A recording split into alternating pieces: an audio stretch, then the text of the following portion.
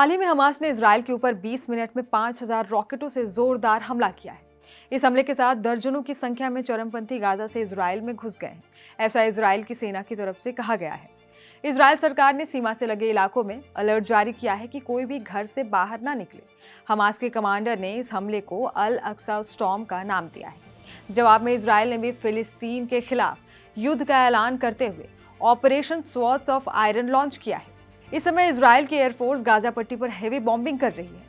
अब आइए जानते हैं हमास क्या है जिसने इजराइल की नाक में दम कर रखा है, और इजराइल और फिलिस्तीन के बीच विवाद और इसका इतिहास क्या है। पहले विश्व युद्ध के दौरान इजराइल तुर्की का हिस्सा था, जिसे उस समय ओटमन साम्राज्य कहा जाता था। पहले विश्व युद्ध में तुर्की मित्र राष्ट्रों के खिलाफ था। इस वजह से तुर्की और ब्रिटिश हुकूमत आमने सामने थे। ब्रिटिश शासन उस समय चरम पर था और इसलिए युद्ध में अंग्रेजों को जीत मिली और ओटमन साम्राज्य का अंत हो गया। इस समय जियोनिज्म की भावना यहूदियों में चरम पर थी, जो एक आज़ाद यहूदी देश बनाना चाहते थे। इस जियोनिज्म की विचारधारा के चलते दुनिया भर के यहूदी फिलिस्तीन आना शुरू हुए। ब्रिटेन ने भी यहूदियों का साथ दिया और कहा कि फिलिस्तीन को यहूदियों का देश बनाने में मदद करेंगे। लेकिन दूसरे विश्व युद्ध में ब्रिटेन काफी कमजोर हो गया और यहूदियों की पहले की तरह मदद ना कर सका।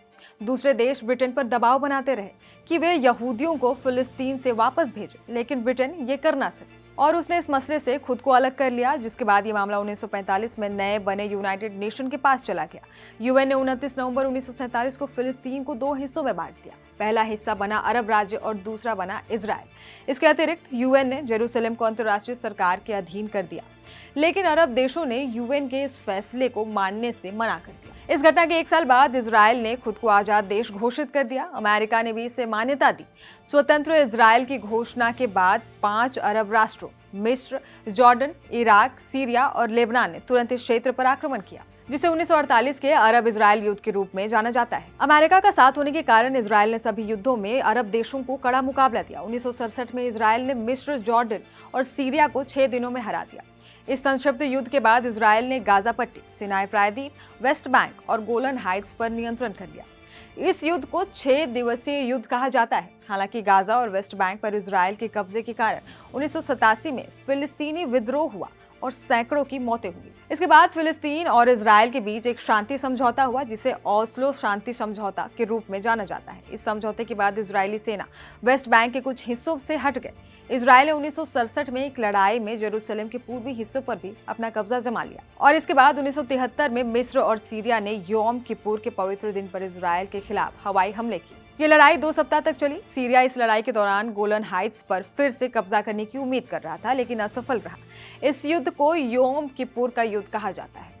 संयुक्त राष्ट्र के हस्तक्षेप से ये लड़ाई शांत हुई। अब आइए जानते हैं कि Gaza strip, West Bank, Golan Heights और जेरूसलम का झगड़ा क्या है, जिसके लिए मिडिल ईस्ट काफी लंबे समय से सुलग रहा है। मिस्र और इजराइल के बीच भूमध्य सागरीय तट पर अवस्थित गाजा पट्टी 225 वर्ग किलोमीटर में फैला हुआ है। फिलिस्तीनी क्षेत्र है जिस पर लगभग 20 लाख लोग रहते हैं। ये सभी लोग प्रथम अरब इजराइल युद्ध के शरणार्थी और उसके वंशज हैं।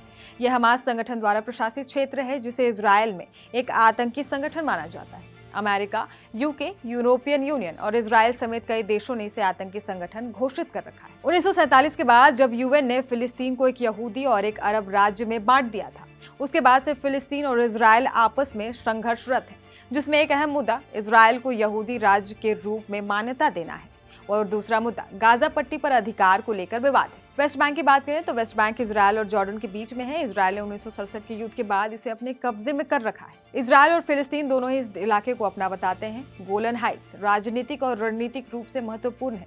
ये इलाका सीरिया का एक पठार है। 1967 के बाद से ही इस पर इजराइल का कब्जा है। इस इलाके में कब्जे के विवाद को लेकर कई बार शांति वार्ता की कोशिशें हो चुकी है, लेकिन कोई सफलता हाथ नहीं लगी। अब आइए जानते हैं क्या है जेरूसलम और अल अक्सा मस्जिद। फिलिस्तीन के प्रदर्शनकारी और इजरायली पुलिस के बीच आए दिन जेरूसलम और उसके आसपास के इलाके में झड़प होती रहती है। जेरूसलम एक ऐसा शहर है जहां इस्लाम, ईसाई और यहूदियों इन तीनों धर्म के लोगों की आस्था का केंद्र है। यहाँ अल अक्सा मस्जिद है, जो मुसलमानों के लिए मक्का और मदीना के बाद तीसरा सबसे पवित्र स्थान माना जाता है। इसी तरह ईसाइयों के लिए भी जेरूसलम सबसे पवित्र स्थलों में से एक है। यहाँ the Church of the Holy Sepulchre है। मान्यता है कि ईसा मसीह को यहीं पर सूली पर चढ़ाया गया था और यहीं फिर से वो जीवित भी हुए थे। यहूदियों की ये भी मान्यता है कि यहाँ की वेस्टर्न वॉल उनके पवित्र मंदिर का अवशेष है। ऐसे ही देश दुनिया की तमाम खबरों के लिए आप देखते रहिए दैनिक जागरण।